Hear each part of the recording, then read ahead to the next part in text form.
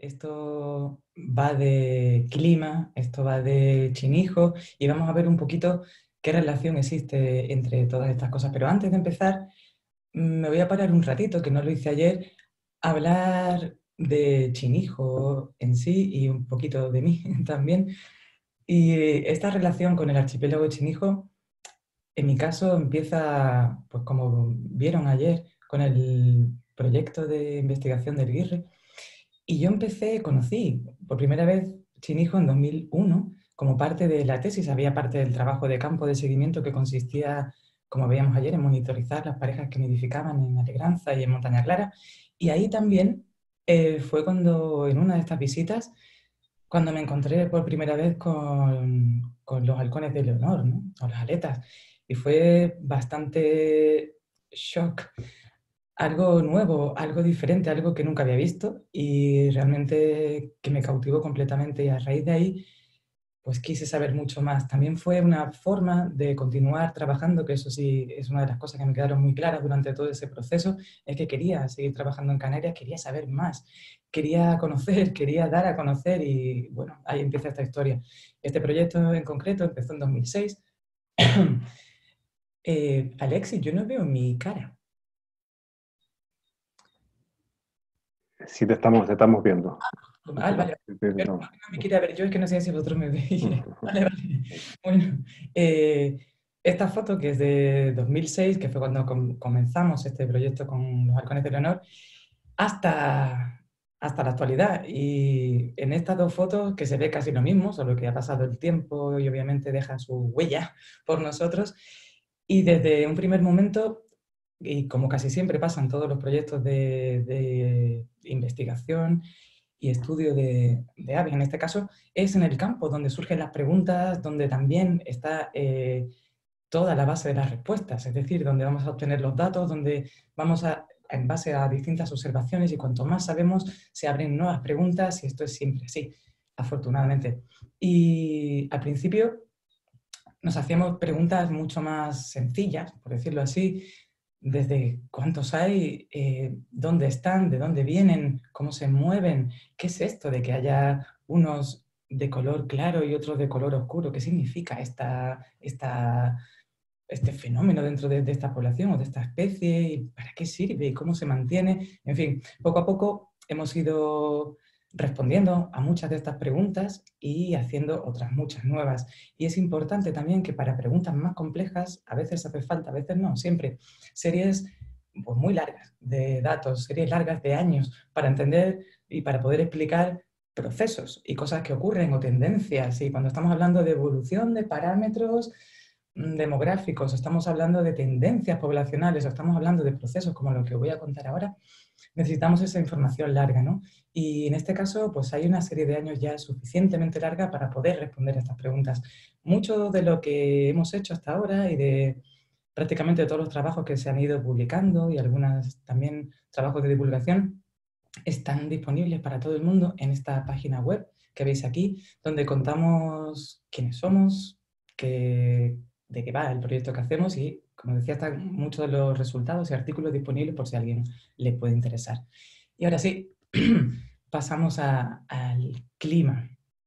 El ambiente, en general, entendido como un conjunto en sentido amplio de la palabra, es algo que está cambiando continuamente, ¿no?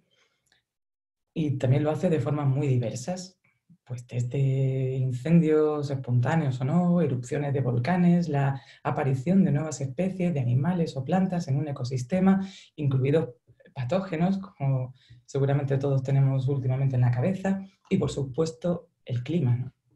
Lo que pasa que entender realmente cómo el clima afecta a la biodiversidad sigue siendo hoy un desafío para los científicos. Y esto, en parte, en buena parte, es debido a que resulta muy difícil establecer los puentes que unen o que nos van a permitir conectar procesos, como son el clima, que ocurren a escalas muy grandes, con los procesos que ocurren a escala local, que son las respuestas de las poblaciones en este caso, ¿no?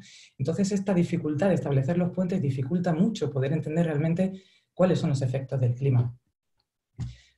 Por un lado, la variación espacial del clima determina o sí, puede afectar de forma directa los patrones biológicos a gran escala. Una prueba de ello la podemos ver aquí, en esta figura que vemos, que es el gradiente de biodiversidad. En este caso se refiere a la biodiversidad de aves, mamíferos y anfibios a nivel global.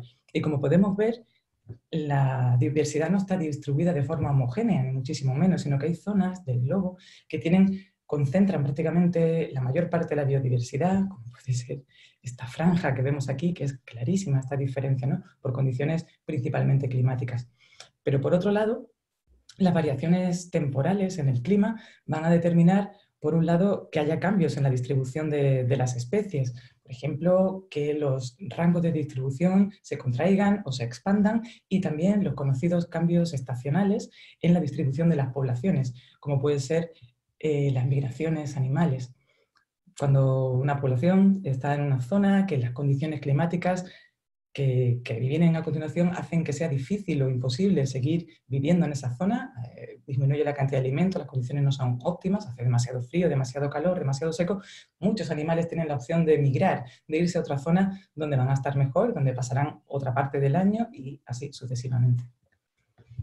A una escala más pequeña, a escalas poblacionales, está claro, o parece ser que esta relación es muy clara, que la variación en el clima determina cambios en la dinámica de estas poblaciones, entre otras muchas o posibles maneras, a través de la disponibilidad de alimentos.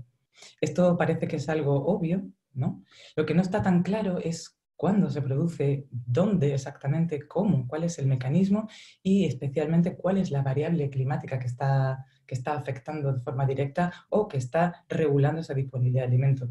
Y esto es así, en parte porque el clima abarca pues, multitud de variables que además pueden funcionar de manera conjunta y a su vez interaccionar con muchos procesos de los organismos en formas y en dinámicas muy complejas. En este sentido, algunas variables como la temperatura o la precipitación pues han recibido muchísima atención y han sido estudiadas en más detalle, ¿no?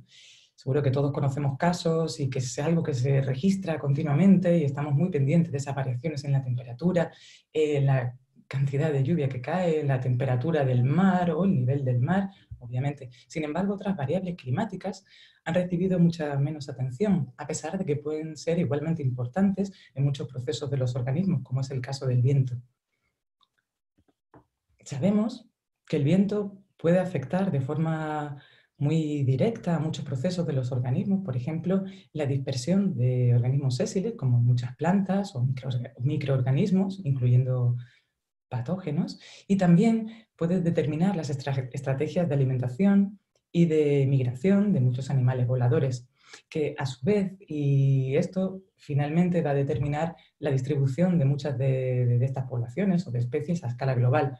Hay numerosos ejemplos de esto, algunos de ellos en la distribución de plantas criptógamas en todo el hemisferio sur, que la distribución prácticamente responde o encaja con la distribución de las autopistas de viento que han ido dispersando estos propágulos y están haciendo, claramente están determinando la distribución de estas plantas. O un ejemplo de murciélagos endémicos de Comoros y de Madagascar, cuya distribución responde perfectamente a patrones de viento cuando los vientos predominantes ayudaron o favorecieron la colonización de ciertas islas. Y también, por supuesto, el caso de algunas aves, como por ejemplo los albatros, cuya distribución a nivel global está totalmente restringida a las zonas más ventosas del planeta. En el caso de Canarias, parece fácil imaginar que el viento ha tenido bastante que ver en la biodiversidad que tenemos hoy, no en todos los casos, por supuesto, pero muchos organismos han conseguido llegar o sea, visto facilitada su llegada al archipiélago gracias al viento o a pesar del viento o por culpa del viento, mejor dicho, ¿no? En esta foto vemos una tormenta de arena del desierto. Arrastra obviamente partículas de arena en suspensión, pero puede ser capaz de arrastrar muchas más cosas. Aparte de semillas y otro tipo de propágulos, también es capaz de arrastrar aves, es capaz de arrastrar grandes aves enormes del tamaño de un guirre, del tamaño de una cigüeña, en fin, es algo que vemos prácticamente todos los años aquí, ¿no? Sin embargo, no está tan claro, se ha estudiado muy poco las relaciones que puede haber entre el viento y la respuesta de poblaciones. Y aquí es donde vamos a tratar de responder a esta gran pregunta.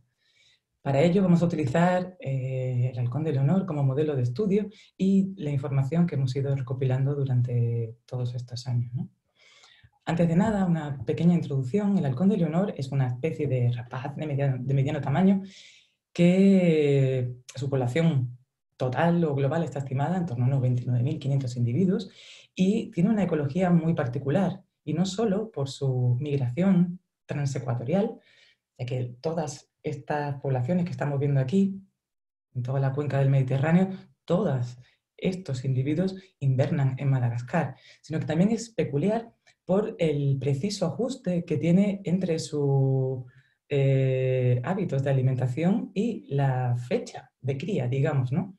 Y esto es así porque, a pesar de ser un ave típicamente insectívora, durante la época de reproducción cambia totalmente su dieta y está perfectamente especializado, adaptado a consumir pequeñas aves migratorias para sacar adelante a sus crías. Y esto ocurre solamente durante la época de reproducción, que en el caso del halcón de Leonor es la más tardía de todas las aves rapaces que nidifican en el hemisferio norte.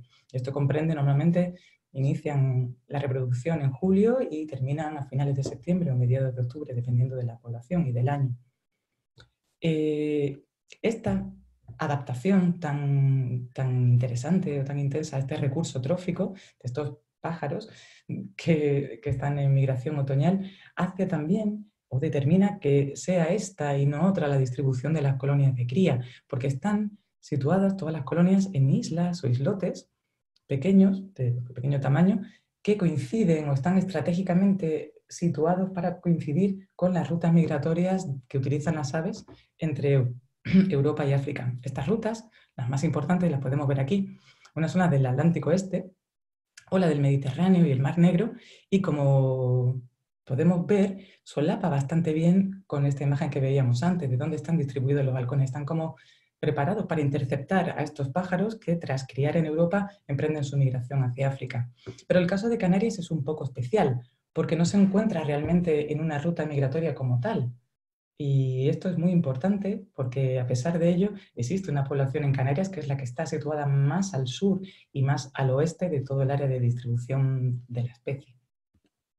En el caso de Canarias, solo nidifican en los islotes deshabitados del archipiélago Chinijo. La población total de Canarias es en torno a 280 o 300 parejas reproductoras que se distribuyen así. Unas 130 nidificarían en Alegranza, 110 en Montaña Clara, quizá 2, 3 en el Roque del Oeste y unas 40 parejas en el Roque del Este. Durante todos estos años, y como decía antes, la fuente de las preguntas que nos hacemos, que es la observación, y la fuente de los datos para poder responderlas, está en el trabajo de campo y en el seguimiento que se ha hecho en esta población de forma intensiva desde 2006. Brevemente, explico que el seguimiento consiste en muchas cosas. Entre ellas, dedicamos todos los años, pues casi en campañas largas y duras, de unos 3 meses de duración en Chinijo. La mayor parte del trabajo se desarrolla en Alegranza, pero también visitamos los otros islotes. Y una parte muy importante al principio la dedicamos a localizar los nidos activos de la especie, a través, como vemos en esta imagen, de observaciones a distancia, utilizando telescopios y prismáticos y siguiendo un poco el comportamiento de celo de los individuos y observando paredes durante horas y horas bajo el sol, el viento o, en fin, como sea. Y también, por supuesto, cada año anillamos el mayor número de ejemplares que podemos, tanto pollos en nido como adultos. También, como en el caso de los giros y de otras especies que hemos ido viendo a lo largo de estas charlas, se anillan con una anilla metálica que lleva un código único, que es como un DNI, y una anilla plástica con un código de números o dígitos más grandes que permite esa identificación a distancia sin necesidad de recapturar a los animales. Y esto nos proporciona una información clave para saber desde cuál es el tamaño de la población, a ver si existen cambios en los individuos que regentan territorios de nidificación, saber cuántos de los individuos de cada año que se han marcado regresan al año siguiente, etc. Y, por supuesto, también tomamos medidas y muestras de sangre principalmente de todos los individuos, que nos van a abrir la posibilidad de llevar a cabo otros muchos análisis para responder a otras muchas preguntas. Esto que vemos aquí es simplemente un detalle de cómo son las condiciones de trabajo de campo. Esto es alegranza y distan bastante de la comodidad extrema. Los halcones de Leonor nidifican en estas laderas, en estas superficies y, bueno, a pesar de que es complicado y que el trabajo realmente es duro y que nuestras jornadas son intensas y son de sol a sol y las tareas que hacemos van cambiando en función de cómo cambia la fenología de la especie. Cuando están al principio empezamos a censar, cuando ya tienen pollos empezamos a controlar o millar esos pollos, etc. Y todas las tareas que llevamos a cabo son en condiciones realmente duras.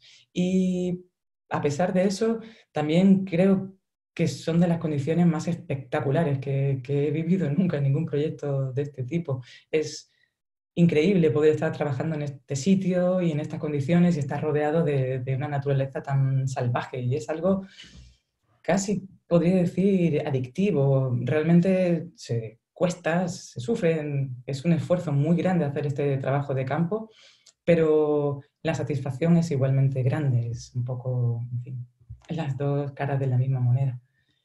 Hasta ahora, en todos estos años que llevamos, hemos controlado un total de 1.210 eventos de nidificación, que quiere decir que hemos controlado una serie de nidos y hemos seguido toda la reproducción, tanto si ha sido exitosa como si no, y hemos anillado un total de 2.151 halcones de Leonor, de los cuales 193 como adultos, y de todos estos individuos anillados, hemos recapturado visualmente a 430 individuos diferentes, algunos de ellos muchas veces y en años sucesivos. Esto, recaptura, se refiere a la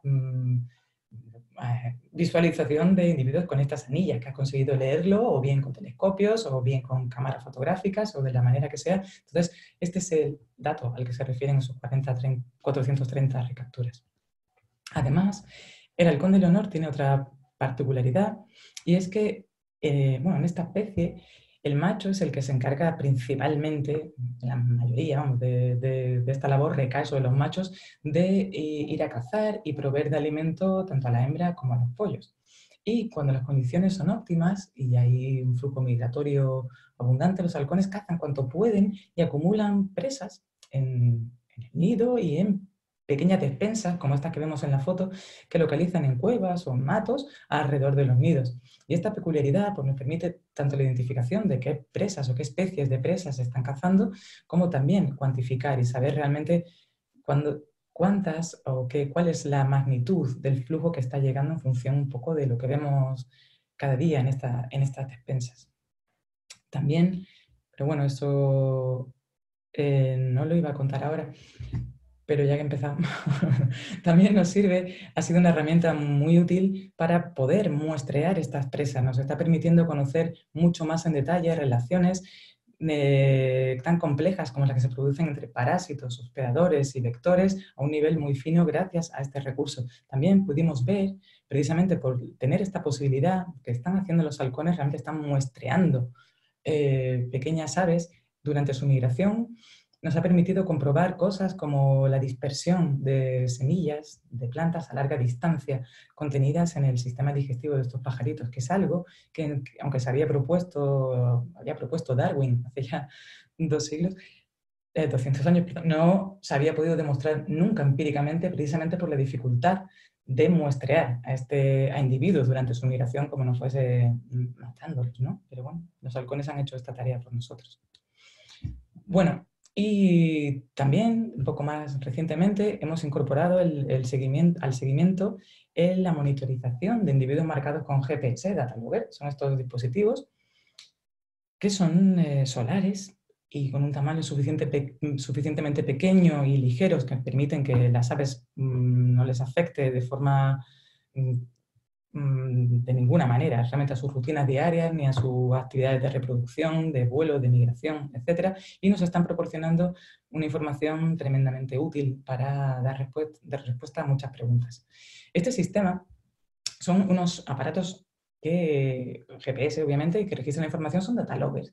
Y esta información que van acumulando durante todo el año se queda almacenada en estos dispositivos y cuando los pájaros están en la isla o cerca de un sistema de recepción, descargan toda la información que tengan, no la que han producido ese día, sino toda la que tengan acumulada el tiempo que sea, ¿no? Y aquí, como veis, esto es una antena.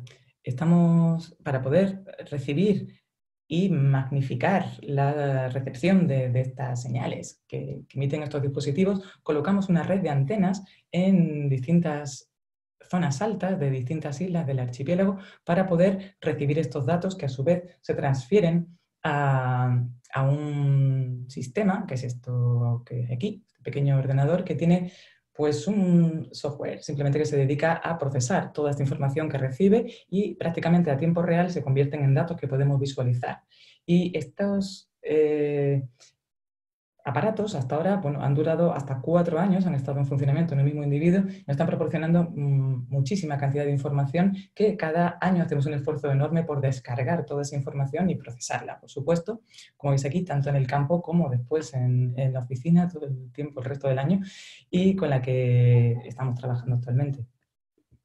Bueno, pues con todos estos datos y toda esta información maravillosa que tenemos, podemos tratar de dar respuesta a esta gran pregunta que hacíamos al principio de cuáles son las relaciones que existen entre el viento como variable climática a estudiar y las respuestas que pueden producirse en poblaciones de individuos. En concreto, nos vamos a preguntar cómo afecta las variaciones en el viento a las interacciones entre predadores y presas y, aún más importante, cómo afecta la variación en la disponibilidad de alimento debida a estos cambios en los patrones de viento a la dinámica de esta población. A lo largo de este periodo, bueno, aquí solamente llegan estos datos hasta el 2017, obviamente podría continuar la serie, pero este es el periodo que hemos utilizado para llevar a cabo este estudio que os voy a contar ahora y ya se ve y se aprecia que la productividad, que recordemos que es el número de pollos que se producen dividido en función del número de parejas que se han monitorizado desde el principio hasta el final de la reproducción. Y en este eje estamos viendo la productividad media de la población, ¿vale? Y en este otro, simplemente los años, vemos cómo oscila bruscamente la productividad. Es algo que, lejos de ser lineal, es una montaña rusa, ¿no?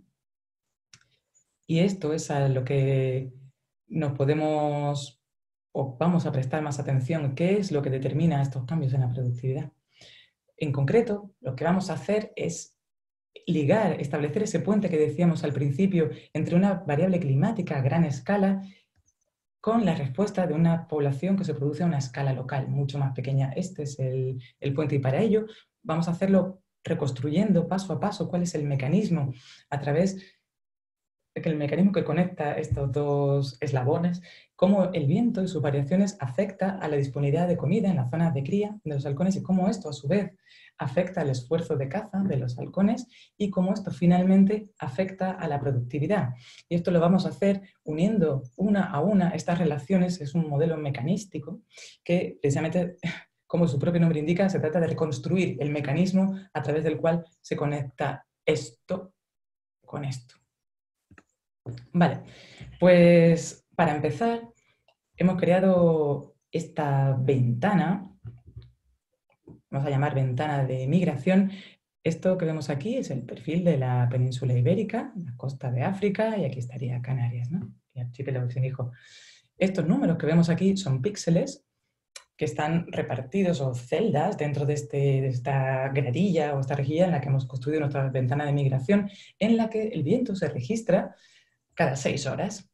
Y existen muchas medidas de viento, desde a nivel del mar hasta altitudes mucho más altas. A nosotros nos interesaba saber o tomar las medidas de viento a 925 milibares, que corresponden aproximadamente con 750 metros sobre el nivel del mar. ¿Y por qué?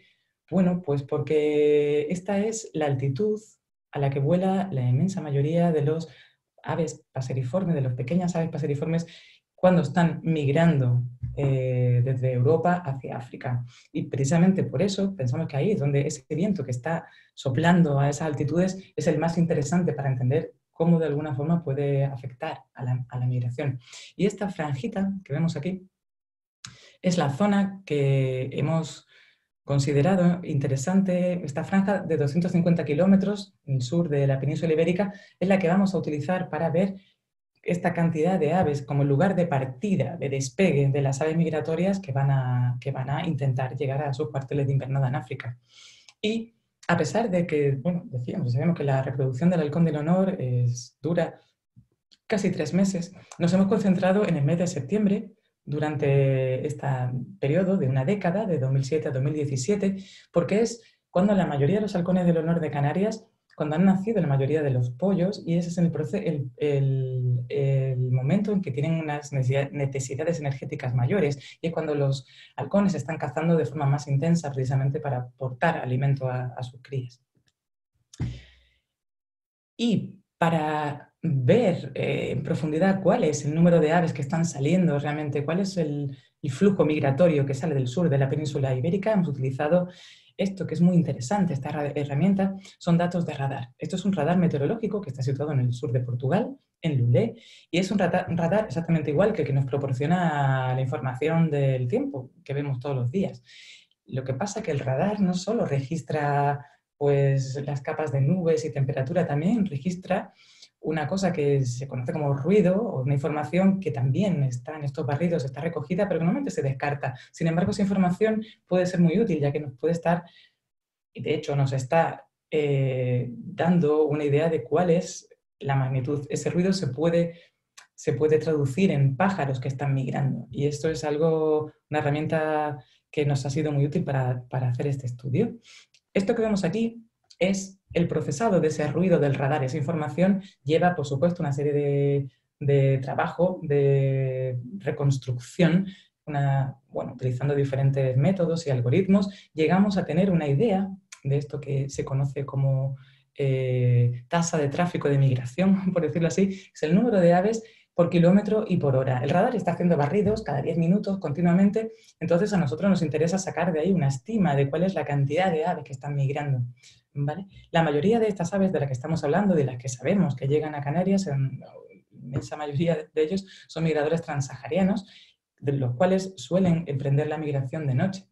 Esto que vemos aquí son, como decía, una vez interpretados estos datos del ruido del radar, y aquí lo que estaría sombreado es las horas de noche, y la inmensa mayoría de los despegues se producen durante las primeras 4 horas después del anochecer. De hecho, hay un pico hasta aquí y luego baja, también continúa y también ocurre un poco antes, pero ahí es donde se concentra la mayor parte de estos despegues, así que hemos usado la media de cada día desde la hora del atardecer hasta 4 horas después de cada día durante toda esta década.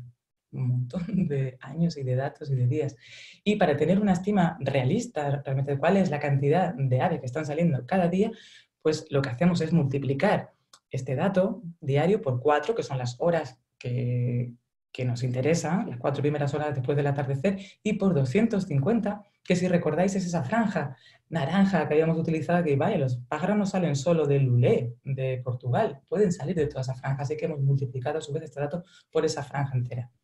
Y estos datos de radar, además, nos aportan información no solo de la cantidad de esa mancha de flujo migratorio, sino cuál es la dirección que tiene esa mancha hacia exactamente cómo se orientan, cuál es la dirección que quieren tomar cuando empiezan a migrar. Pues utilizando esa información es la que alimentamos este modelo de trayectoria, que lo que hace es reconstruir cuál es la trayectoria de aves que en este caso saldrían de esta franja de la que hablamos, del sur de la península ibérica, y la trayectoria se recalcula cada 30 minutos en función de las condiciones reales de viento que encuentran cada uno de estos píxeles, si recordáis de esta gradilla que hemos construido, pues va a ir reconstruyendo uno a uno en una simulación con un número arbitrario cualquiera de 10.000 pajaritos, y vamos a ir viendo cada 30 minutos qué le pasa a ese pájaro que quiere ir al sur o al suroeste, y se va a encontrar con condiciones de viento variables y cómo esto va a afectar a su trayectoria. Finalmente, con estos modelos vamos a tener una medida de la cantidad, el número de aves que van a llegar a Chinijo, que hemos considerado una franja de 50 kilómetros a ambos lados del archipiélago Chinijo, en Alegranza en este caso. Y hemos visto con todos estos modelos que se han hecho para todos los días de todos estos 10 años que como media a los pajaritos les cuesta más o menos 20 horas llegar hasta aquí desde que despegan. Esta noche más o menos un día tardarían en llegar. Por tanto, para saber cuál es el número de aves real que llega, es el porcentaje de estos 10.000 pajaritos que hemos simulado con nuestros modelos multiplicado por el dato que hablamos del tráfico de migración del día anterior. ¿Vale? Para que tengamos realmente una estima de qué es lo que está llegando aquí cada día. Para seguir completando estos mecanismos, este modelo mecanístico, también incorporamos los datos de los movimientos. Vamos a ver cuál es el esfuerzo de los halcones. Pues esta imagen que vemos aquí es un tracito nada más de un par de horas, movimientos de caza de uno de los halcones, y sabemos que los machos se pueden llegar a desplazar hasta 140 kilómetros respecto a las áreas de cría en busca de alimentos, dependiendo de las condiciones y dónde está la comida, más o menos cerca de Chinijo. Y lo que hemos visto en estos gráficos, lo que vemos aquí en la izquierda es la distancia de caza en kilómetros, en los dos gráficos, y aquí en el de la izquierda vemos cuál es la dirección del viento. Entonces vemos que la distancia a la zona de cría, Legranza en este caso, y la duración de los viajes dependen de los patrones de viento y de la densidad de presas. Aquí se puede ver claramente que cuando el viento está soplando del noreste, que sería el alisio, o de componente este, en cualquier caso, la distancia a la que tienen que ir a cazar es mucho menor que cuando está soplando de una componente oeste. Y esto tiene bastante sentido si pensamos en esa figura y el viento. Claro, si está el viento soplando del este, vamos a empezar a imaginar esa posibilidad. Y aquí lo que vemos es que la distancia también aumenta, obviamente dependiendo de cuál es la cantidad de presas que están llegando a Canarias. Cuantas más presas estén llegando, más cerca puedo permitirme ir a cazar. Sin embargo, cuando el número de aves es muy pequeño, las distancias que van a recorrer son mucho mayores. Y decía que nos imagináramos eso para ver esta figura que es el resultado final de todas estas piezas juntas. Esto que vemos es el resultado del modelo de trayectoria. En esta figura, cada uno de estos pelos corresponde a uno de estos 10.000 pajaritos que hemos simulado saliendo de esta franja. Este ejemplo, que es un ejemplo real, corresponde al 26 de septiembre de 2017. Estas flechas que nos están indicando el viento. La longitud de la flecha también hace referencia a cuál es la magnitud de este viento. El viento alisio, que sería el que está soplando del noreste, es el que más va a favorecer. Y vemos cómo esta cortina de pájaros se mueve y se desplaza y llega hasta Canarias, ¿no? Bueno, no sé si se ve muy bien precisamente por la cortina de pájaros. Obviamente esto es la península ibérica, esto sería la costa de África y hasta aquí está Canarias. Y esto pequeñito naranja que se ve aquí, lo ampliamos aquí un poco más y son los movimientos de los halcones registrados con el GPS y vemos que son bastante cercanos a Legranza. En este caso están muy cerca, están cazando al lado, porque como vemos aquí, la cortina de pájaro les está pasando por encima. Entonces, todo concuerda. Estos datos de movimiento corresponden a un día siguiente. Estos son del 26 y esto es lo que están haciendo los halcones el 27, al día siguiente. Y podemos considerar que es un escenario muy bueno. Cuando las condiciones están así, pues es perfecto desde el punto de vista de los halcones. Quizás no es tan perfecto desde el punto de vista de los pajaritos que están migrando. Pero bueno, aquí tendríamos el ejemplo contrario, que es unas condiciones de viento completamente opuestas. En este caso estaría soplando del suroeste con bastante fuerza. ¿Y qué es lo que ocurre? Esta cortina de pájaros se desplaza, mejor dicho, no se desplaza hacia Canarias, sino que sigue su curso realmente a través de la costa africana y llegando al continente. Y los halcones, mientras tanto, y como veíamos en esa gráfica de antes, empiezan a hacer distancias de caza cada vez más grandes, de hecho hasta que llegan a pisar el continente africano. Y en estos vuelos cada vez más largos, cada vez más superiores, obviamente hay un gasto energético muy grande, sobre todo si no tienes resultado positivo, estás haciendo viajes por encima del mar y vuelves sin comida y otro más y otro más, y esto obviamente les pasa factura y los halcones, los machos, tienen que quedarse varios días en el continente africano para autoabastecerse, buscar comida, para sobrevivir, básicamente, ¿no? ¿Y qué pasa durante estos periodos en los que los machos no están? Este que está aquí marcado en naranja son datos de 6 días.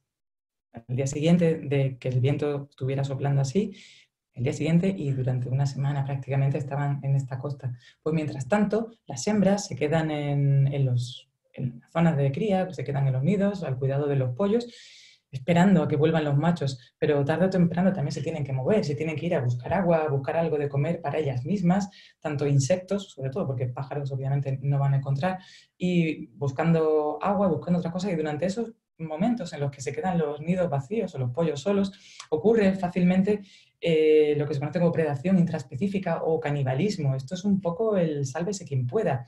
Pensad que estamos en un momento de hambruna y pueden pasar varios días seguidos que estamos pasando un hambre horrible y no queda otra que buscarse la vida y sálvese quien pueda, ¿no?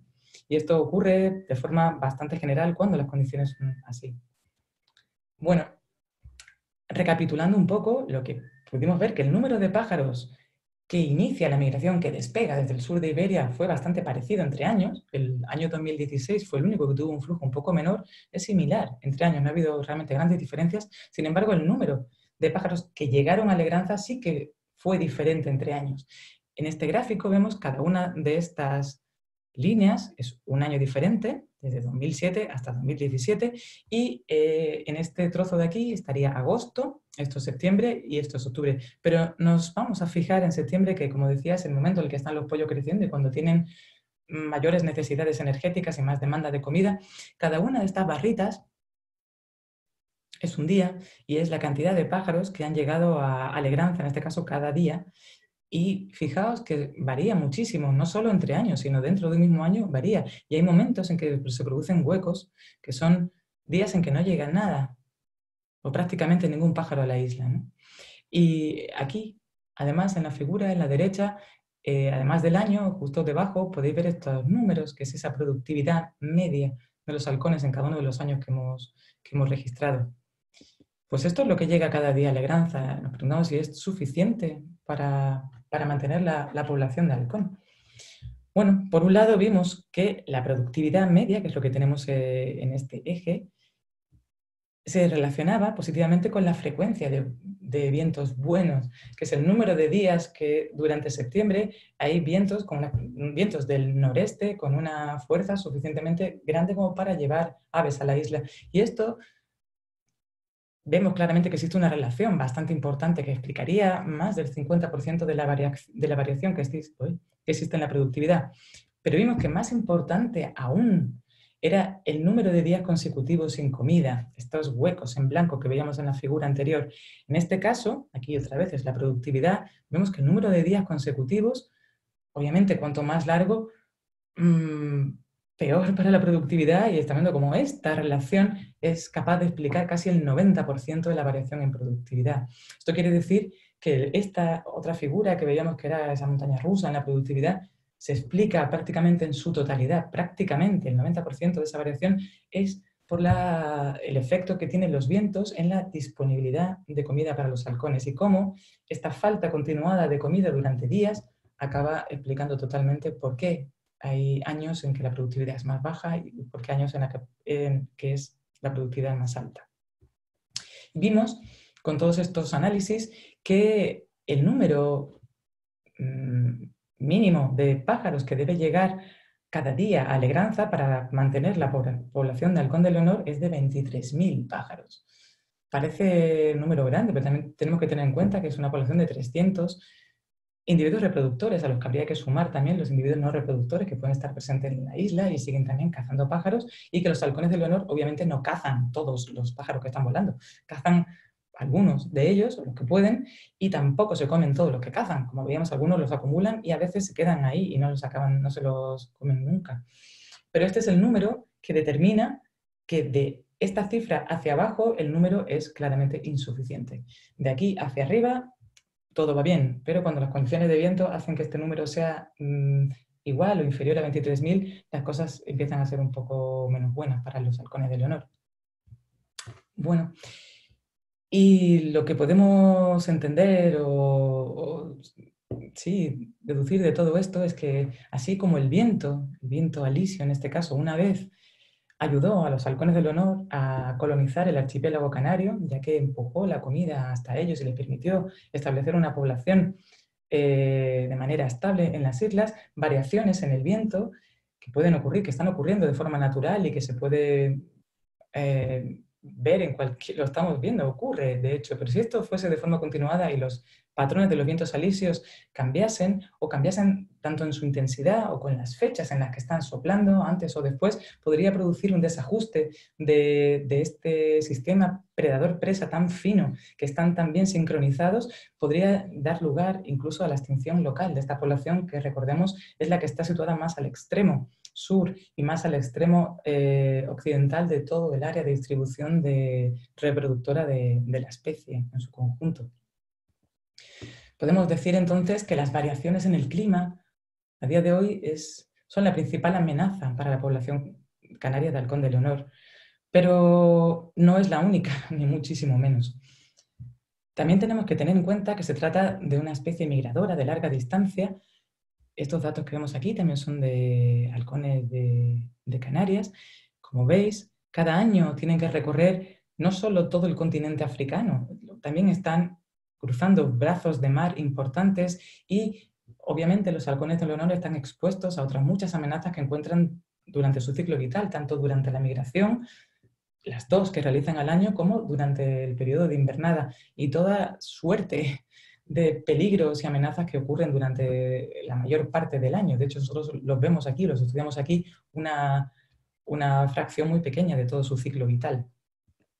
Además de esa fracción pequeña, además del efecto de los vientos y el efecto del clima, que como decíamos es claramente la principal amenaza natural a la que se enfrentan, existen otras amenazas durante este periodo, que es el que conocemos más, obviamente, el que estudiamos y el que podemos, de algún modo, quizá, tratar de comprender y minimizar también.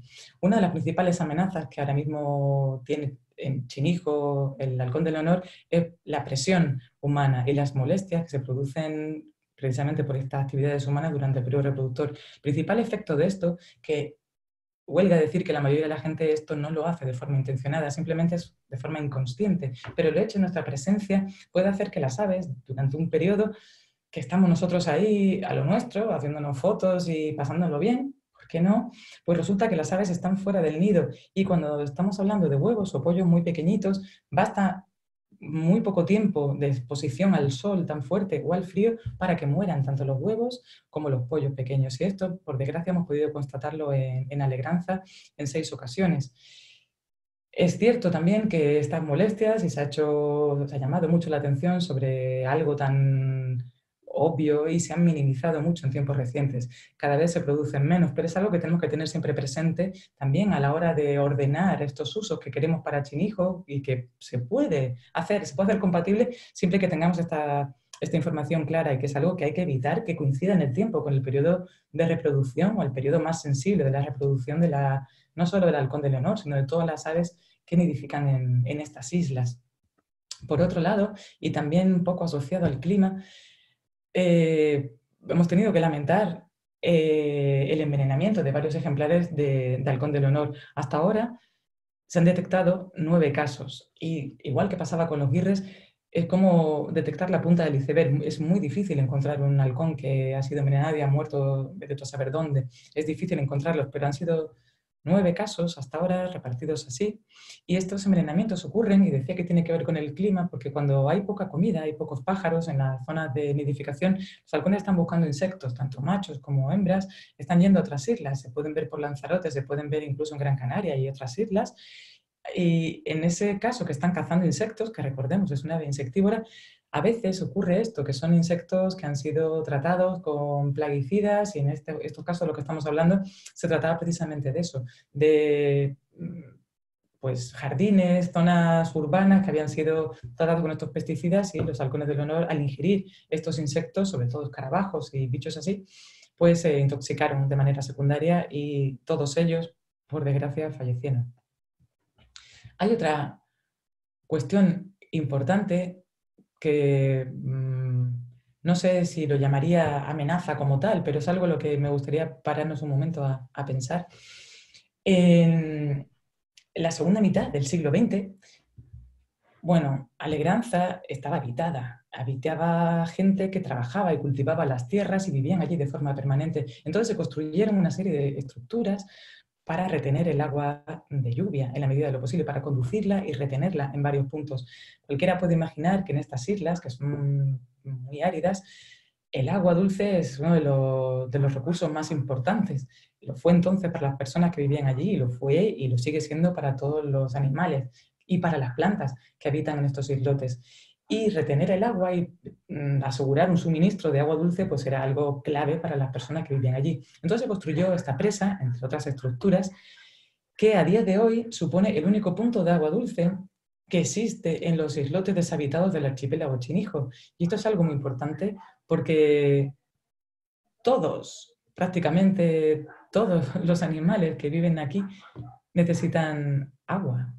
Esta foto es de 2012 y, como ven, parece que está muy llena. La presa, sin embargo, está en unas condiciones bastante lamentables. Está muy colmatada por la erosión de tantísimo tiempo, tantos años. La práctica totalidad de la presa está cubierta de residuos de esta erosión natural de la caldera, y esto lo que hace o impide es que realmente pueda acumular bastante agua, y la poca que hay, aunque aquí parezca que está hasta las trancas, realmente es una película bastante fina. Pues los halcones utilizan la presa a diario, tanto para beber como para bañarse, y se bañan para eliminar del plumaje los restos de sal. Son animales que viven en un ambiente extremadamente salino, y cuando están cazando encima del mar, se pasan la mitad de su vida encima del mar. Obviamente tienen que quitar esa sal de su plumaje para mantenerlo en condiciones óptimas, buenas. Necesitan un plumaje impecable para poder realizar estos vuelos y estas cazas acrobáticas para cazar estos pájaros en mitad del océano, en el mar. Pero no solo los halcones que viven o nidifican en Alegranza visitan la presa. Los datos de los GPS, de muchos de los individuos marcados, también nos informan de que individuos que están nidificando en Montaña Clara también visitan la presa de Alegranza. Es el punto de agua al que acuden a beber y a bañarse. Estos son datos de un par de días. Esto ocurre de manera continua. También la lectura de anillas en la presa, como decía antes, de los individuos que están marcados con anillas, nos permite saber que esto es así y que es algo muy frecuente, y que la presa es un punto clave al que van a acudir muchísimos halcones del honor, pero no solo halcones del honor. Hemos podido ver que otros muchos individuos también utilizan la presa para estas mismas funciones, sobre todo para beber. Y aquí hay algunos ejemplos de lo que hemos podido ver a lo largo de este tiempo: cernícalos, halcones de berbería, cuervos, por supuesto, incluso el guincho. Y también por la noche. La presa es un foco increíble de actividad y es un punto claramente importante para el conjunto de aves, y no solo aves, como aquí, de animales que habitan en esta isla y en islas vecinas, cercanas. Sin embargo, y aquí viene su relación con el clima, esta presa que se diseñó para retener agua de lluvia, obviamente no llueve siempre a gusto de todos, y hay momentos en que la presa se vacía.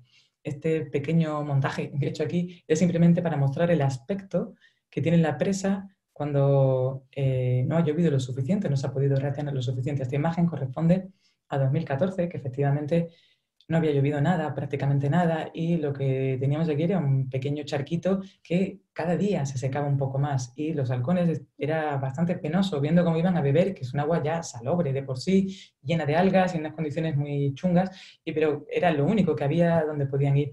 Cuando esto ocurre, he dicho lo único a donde podían asistir, no. De hecho, van a buscar agua, necesitan agua, y la van a buscar a otros sitios, la van a buscar a Lanzarote, la van a buscar incluso a islas más lejanas, y al igual que pasaba cuando los machos estaban fuera, que no había opción de quedarse vigilando el nido, uno de los dos, o relevarse mientras uno iba a beber, pues las hembras tienen que ir a beber también, y los machos, y tienen que irse a beber lejos, y pasa mucho más tiempo fuera del que sería recomendable, y aquí, en estos momentos donde la probabilidad de canibalismo o predación entre nidos es mucho mayor, y sucede así, están desplazándose bastante más lejos, o incluso también tienen el riesgo de ir a beber, a buscar agua a zonas que no son las más apropiadas, como algunas albercas o presas que no están diseñadas precisamente para que beban animales como estos y algunos pueden accidentarse o incluso ahogarse por no ser capaces de salir de estas estructuras, ¿no? En fin, creo que es importante recordarlo, hemos venido viendo a lo largo de todas estas charlas que hemos estado escuchando y probablemente todos lo sabíamos ya, pero Chinijo es un enclave prioritario para las aves. Es único en cuanto a sus poblaciones de aves marinas y también de especies tan singulares como el halcón de Leonor, que cada año regresan a estos islotes para nidificar. Y es una población, como vemos, extrema, es lo que está al final más para allá, ya no hay más halcones de Leonor, han llegado hasta aquí y solo están aquí en Chinijo.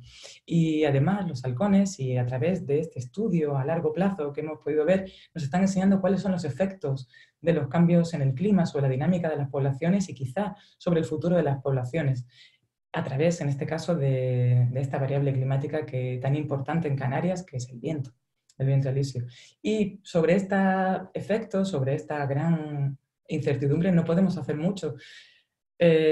Aparte de la responsabilidad o de la intervención del hombre en estos cambios climáticos que estamos viendo de manera más reciente, que se están acentuando y acelerando mucho en tiempos recientes, estos procesos de los que estamos hablando a escala global siempre han existido. El clima no es algo estático, ni muchísimo menos ha cambiado, cambia y cambiará. Es algo que está sucediendo y contra eso poco se puede hacer. Pero sí podemos hacer otras cosas y por tanto debemos centrar todos nuestros esfuerzos precisamente en prevenir y minimizar todas estas otras amenazas que no son naturales y sobre las que sí podemos tener un efecto positivo sobre esta población, que pienso que es muy importante que exista aquí y que la podamos seguir disfrutando. Y nada más, es un proyecto también a largo plazo que ha contado con financiación de diferentes entidades y también quiero hacer aquí un pequeño inciso que estamos hablando de Chinijo mucho y no hay que perder de vista que se trata de algunos de los islotes son propiedad privada y quiero agradecer especialmente a la propiedad de estas islas, tanto de Montaña Clara como de Alegranza, especialmente de Alegranza, donde desarrollamos la mayor parte del trabajo y instalamos nuestro campamento base cada año.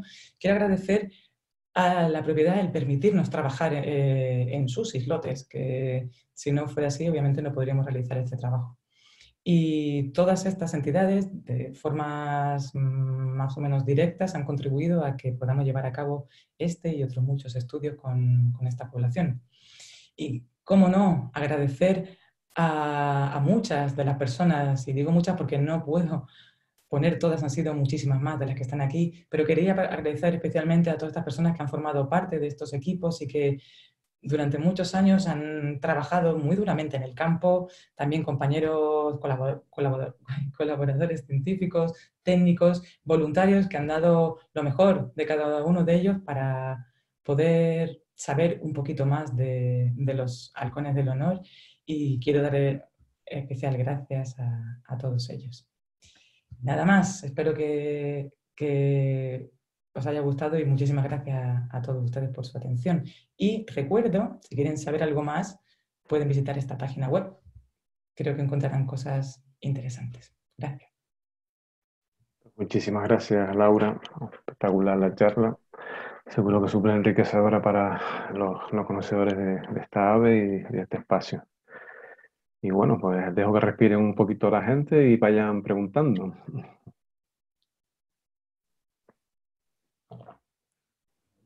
Aprovecho yo para beber.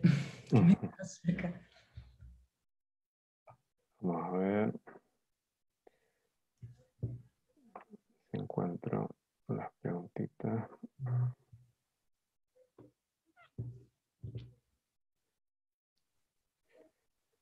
Dice, ¿el halcón nidificó también en otras islas antiguamente como el Guirre? En Canarias no. Solamente, bueno, no es del todo cierto. En los primeros crónicas que existen, sí que hay documentado intentos de nidificación en Fuerteventura y en Lanzarote. De hecho, hay una puesta entera, completo, con la familia, los huevos y todo, en el Museo Británico de Historia Natural, que fue recogida en Lanzarote. Pero fue un único intento. De hecho, no lo había dicho, pero la colonización de Canarias es bastante reciente. Parece ser que es del siglo XX.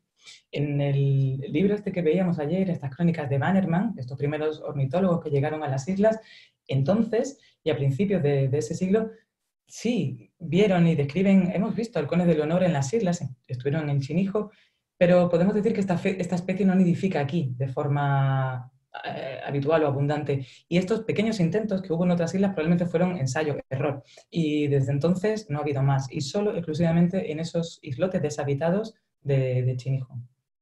Luego nos preguntan sobre algunos ejemplos de estas aves migratorias sobre las que predan. ¿Cuáles Y, son ejemplos? algunos ejemplos de las especies sobre las que predan. Sí, bueno, hay muchas, veintitantas especies hemos registrado. La abundancia de cada una de ellas varía entre años, pero generalmente las que más abundan son el papamoscas cerrojillo, el zarcero común, el ruiseñor, también alcaudones comunes. Hemos visto incluso algunas rarezas, pájaros que yo, por ejemplo, nunca he visto vivos, y sin embargo los hemos encontrado aquí como presa de los halcones, como puede ser el carricerín cejudo o el guión de codornices. Es una llegada accidental la de estas aves a Canarias y puede aparecer un poco cualquier cosa de toda esta serie de migradores transsaharianos. No solo paseriformes, también hay codornices, también andarríos chicos, otra especie de presa bastante común, pero como decía, la frecuencia relativa de unas y otras depende mucho del año y cambia, pero en general estas son las más abundantes. Luego nos preguntan si crees que la remodelación de la presa o la construcción de una nueva sería beneficioso para la especie. Sí, creo que sería beneficioso no solo para el halcón de Leonor, sino para muchas otras especies que, como hemos visto, utilizan este recurso y probablemente dependen también de él. La remodelación es algo, creo, más interesante que construir nada nuevo allí, porque ya existe, y no solo esa, existe otra más que ha sido con el tiempo casi enterrada, pero están allí. Y porque habría que hacerlo de una forma por lo más sensible posible con el medio y respetando toda la estructura y siendo muy conscientes de dónde estamos, de qué tipo de obras se pueden hacer, cuáles no, en qué momentos se pueden hacer, que ese cuidado con los materiales, intentando alterar lo menos posible todo este entorno. Y probablemente dejar que dependa del agua de lluvia, pero si estuviese en una condición un poco mejor, es muy probable que fuera capaz de acumular más agua cuando llueve, y llueve un montón, sería capaz de retenerla por más tiempo. Entonces, sí, pienso que sería algo que sería interesante llevar a cabo antes mejor que después, sí. Bueno, yo creo que alguna preguntita más. Voy a abrir en el chat, estaba viendo en las preguntas, a ver si por el otro lado. mm, bueno, ¿cómo haces para estimar el número de pajarillos que llegan? La varita la fórmula mágica. Bueno, no, es esto que he contado, que a lo mejor no lo he explicado muy bien, Mm, pero eh, sabiendo cuántos salen en esta estimación que hacíamos con los datos de radar, y el modelo simplemente lo que hace es decir, de los que salen, ¿qué porcentaje va a llegar? Entonces, nuestro dato real es esa multiplicación de qué porcentaje de estos hipotéticos respecto al real que está saliendo. Esos son datos reales, es el número bastante aproximado de cuál es el número que sale cada día desde el sur de la península ibérica. Lo que sale más hacia el este, digamos, a partir del estrecho de Gibraltar, pues es muy improbable que vayan a utilizar esta misma ruta y vayan a poder acabar en Canarias. Entonces, en esta franja pensamos que recoge bastante bien cuál es ese número que sale. Entonces, es bastante fino estos cálculos y proceso, bueno, pues bastante quebraderos de cabeza, matemáticos, y la aplicación de estos modelos son lo que nos dan estos números, pero estamos usando datos reales y creo que son bastante fiables, porque también hemos contado de otra forma cuál es la cantidad de pájaros que cazan realmente, la cantidad de cebas que dan a los nidos, y se parece, todo cuadra bastante con estos números que son resultado de modelos, pero que, insisto, están basados en hechos reales, utilizando datos reales de esta medida del radar diaria. lo- Espero haberlo contestado, sí. Luego nos preguntan por la importancia de otros puntos de agua dentro del parque o en los alrededores, aparte de la presa, y su importancia para la supervivencia de las poblaciones. Mm.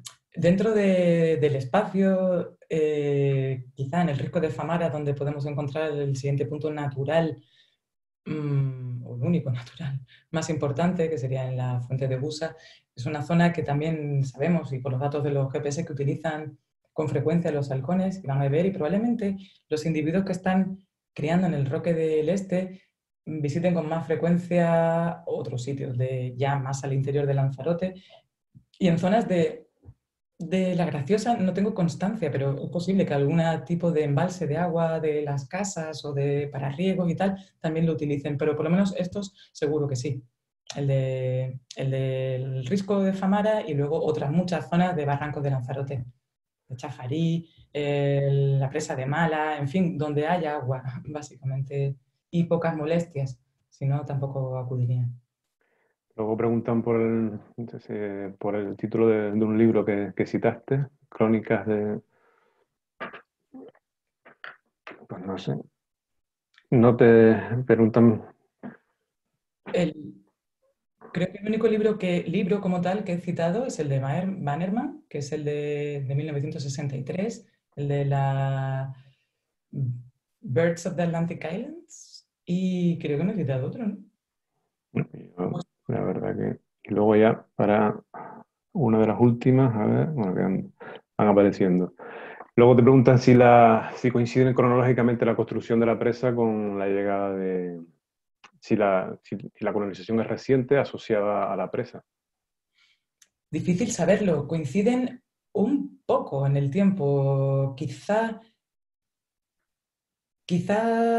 sí, y además existen también datos antiguos de que la gente que vivía entonces en Alegranza en concreto y que vivían y trabajaban allí, pues algo de documentación existe, muy poca, bastante poca la verdad, que quede ahora mismo disponible, que incluso la población era bastante más pequeña y que recogían los huevos para alimentarse ellos mismos de los huevos de halcón de Leonor.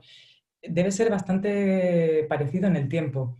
Y sería muy interesante poder llevar a cabo un estudio más fino y que nos pudiese ayudar a reconstruir realmente esta colonización, que es posible hacerlo ahora que tenemos más información, más datos y más muestras a nivel genético, intentar realmente ver cuándo se puede haber producido esta colonización, igual que contaba ayer en el caso del Guirre, hacerlo, aplicarlo aquí y ver si realmente coincide en el tiempo y ver también qué pasó, porque ahora mismo sí que disponemos de estas series históricas de clima bastante interesantes y ver si ha habido estos cambios en el clima que nos puedan ayudar a entender también si responde ya no solo a la presencia de personas, sino a que hubiese la presencia de un recurso como son la llegada de estos migrantes, de estos pajaritos en migración, que desde luego es mucho más importante para mantener una población de halcón de Leonor grande en estas islas, ¿no? Me parece muy interesante esa cuestión y sería muy bonito poder intentar responderla, ¿no? Y luego preguntan si la problemática del agua se repite en otros sitios, en otras poblaciones del Mediterráneo. Se produce, sí, que yo sepa, en Argelia y otras poblaciones del Mediterráneo son bastante distintas a las de Canarias en cuanto a la aridez en sí del sitio. Pensemos en las Baleares, no tiene nada que ver a nivel de condiciones climáticas con lo que puede tener Canarias, ¿no? O en otras zonas de Italia o de Grecia son muy variables y la distancia a otras zonas continentales es mucho menor, en la mayoría de los casos, de la que tenemos aquí. Y en todos los casos dependen de estas fuentes de agua para bañarse y para beber. Estaba pensando en la población más cercana a la de Canarias, que sería la de Marruecos, la de Essaouira. Aquí existe un riachuelo natural que está bastante cerca de esa zona y los halcones acuden con frecuencia. Obviamente, este riachuelo depende mucho de las lluvias y también es una zona que puede llegar a ser muy árida. Y en este caso sí que puede ser más inestable esa disponibilidad de agua y, por tanto, más problemática de cara a los halcones. Pero en otras zonas no lo es tanto, precisamente porque las condiciones climáticas no tienen nada que ver con las nuestras aquí, ¿no? Pues ya, en un principio, si nos animan, pues damos por concluida la charla de hoy. Muchísimas gracias, Laura, por las dos intervenciones magníficas y Muchísimas gracias. por divulgar, ayudar a divulgar los valores naturales de este espacio, ¿vale? Y ayudar a su conservación, por tanto. Ojalá. Esa es la idea. Un placer y Bueno, muchas gracias a todos. gracias, Dios.